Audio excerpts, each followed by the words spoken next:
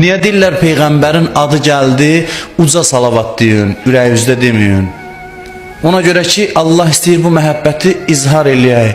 Buyurub, hədislərdə var, asta qəlbdə deyilən salavat münafiqlik əlamətidir.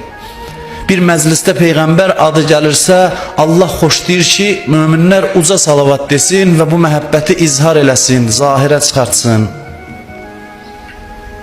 Çünki Allahın bizdən istədiyi budur ki, Əhl-i Beytə qarşı məhəbbətimizi ürəyimizdə saxlamayaq. Hədisləri oxuyun, gəlib imamlara biri müraciət eləyəndə deyirdi, "Cu'iltu fədak", canım sənə fəda olsun. Peyğəmbərə gəlib deyirdilər, "Atam, anam sənə qurban olsun." Bunlar hamısı lazımlı məsələlər idi. Allahın buyurduğu ayənin cavabı idi ki, məhəbbətinizi sözlərlə, əməllərlə zahirə çıxardın, göstərin. Əhl-i Beytə olan məhəbbət gərək ürəkdə qalmasın.